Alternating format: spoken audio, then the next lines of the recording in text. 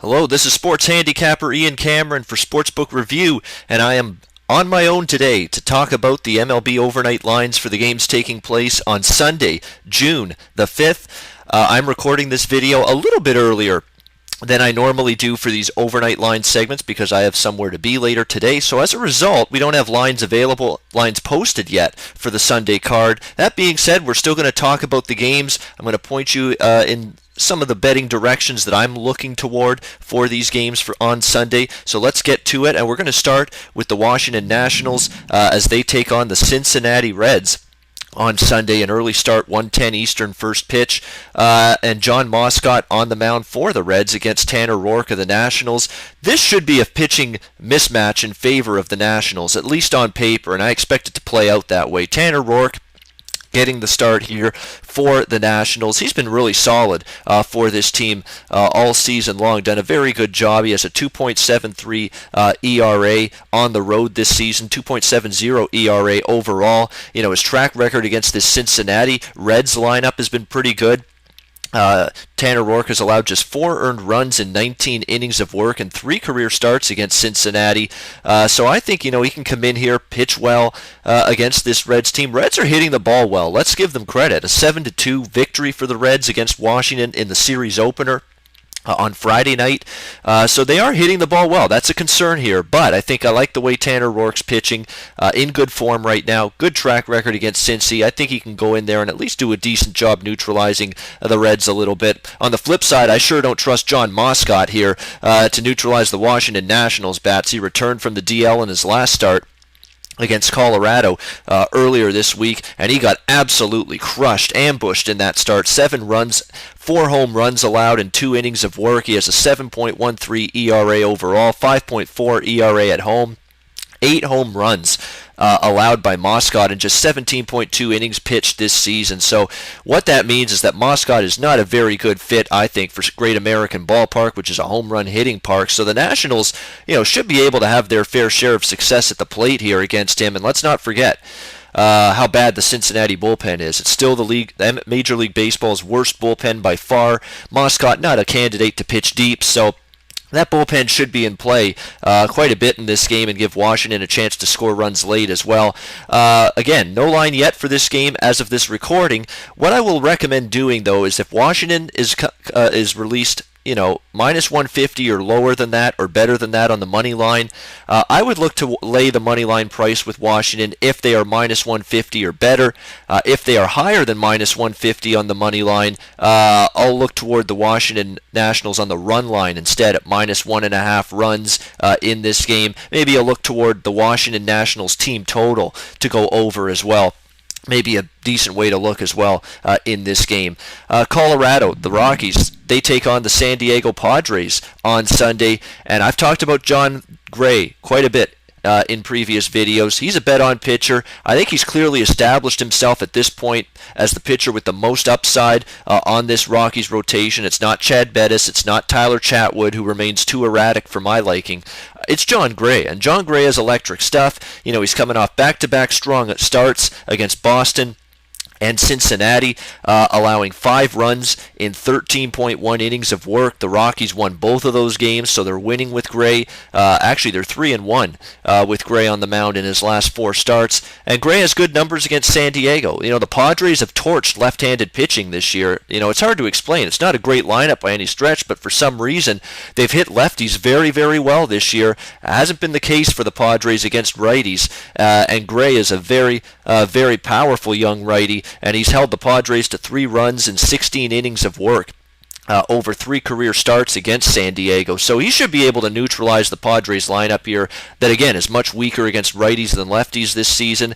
And on the flip side, we have James Shields getting the start for the Padres. It's a guy whose name has been in trade rumors now for weeks. The White Sox and a bunch of other teams have expressed interest in completing a trade for James Shields, and I'm not sure if he's responding to these trade rumors very well in terms of his performance on the mound. He should be looking at this as a chance to audition himself, and really he's kind of screwing himself over with the way he's pitched, especially in his last start, which was just an absolute unmitigated disaster against Seattle. Shields allowed 10 runs on 8 hits and just 2.2 innings of work, so not very good from James Shields in that last outing against Seattle. Maybe these trade rumors affecting him mentally in a negative way.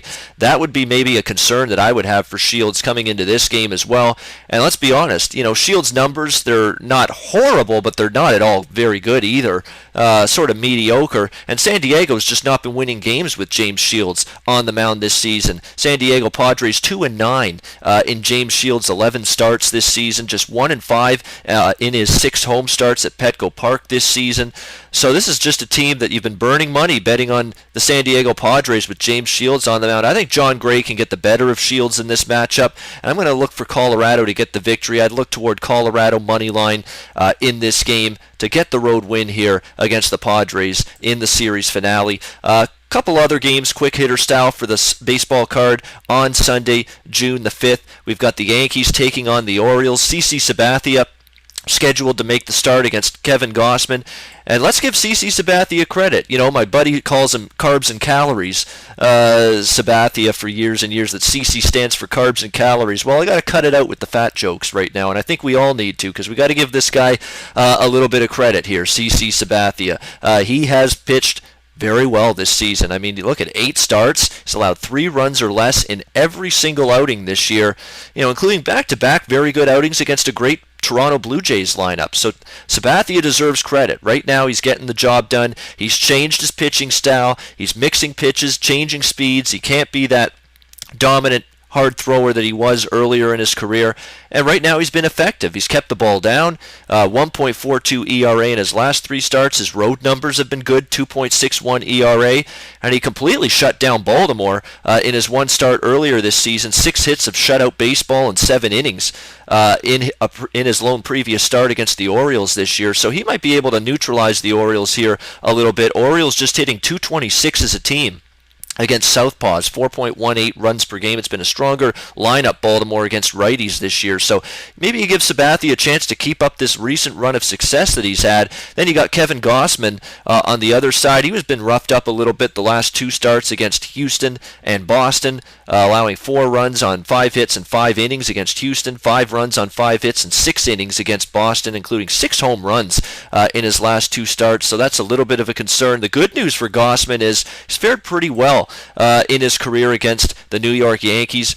He has allowed 2 runs or less rather in 5 of his 6 starts against the Yankees in his career. So that's good numbers lifetime for Gausman against this Yankees team. It's a tough call. I mean, it'll be interesting to see where this price comes up. We know Baltimore's the better team, 31-22 compared to the Yankees, who are just 25-29 on the season. But Sabathia might have a slight pitching edge here over Gausman. And again, the Orioles just haven't hit as well against lefties, so I'll lean maybe a little bit to the Yankees and the under in that game. Might be a lower scoring game, especially if Sabathia is on his game. And let's keep in mind the Yankees lineup still very, very, tricky to trust. I know they have hit better their last 2 games, but before that they were in a big-time offensive slump. So maybe a lean to the Yankees and a lean to the under in that game against Baltimore on Sunday. Tampa, Minnesota, another game I'll talk about quickly. Smiley and Duffy. I think there should be runs scored in that game. Tyler Duffy, I talked about it, his terrific ERA earlier this season. I knew that was going to come back down to earth, and it has. He's really labored his last few starts. Drew Smiley's been rocked repeatedly in recent outings for the Tampa Bay Rays. His strong start to the season has very quickly dissipated. He's not in good form either. Might get an over the total in that game between the Rays and Twins on Sunday. And the Jays and Red Sox, to wrap up this video, I'm in no interest in going against Marco Estrada right now for the Blue Jays. This guy's just Mr. Consistent. He's a lot like J.A. Happ, a guy that was, a lot of people weren't sure what to expect from him coming off such a great season last year. Could he duplicate it? So far he has. 2.43 ERA, 3-0 the Blue Jays in his last 3 starts, 1.57 ERA for Marco Estrada in his last 3 outings. Against Boston, he's got pretty good numbers against them.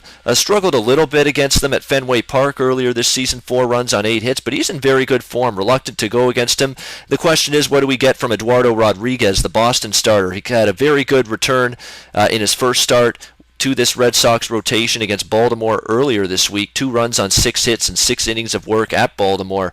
And his track record against Toronto, he's had 1 good start, 1 bad start. The good start was at Rogers Center. He allowed 1 run in 6 innings against the Jays last year.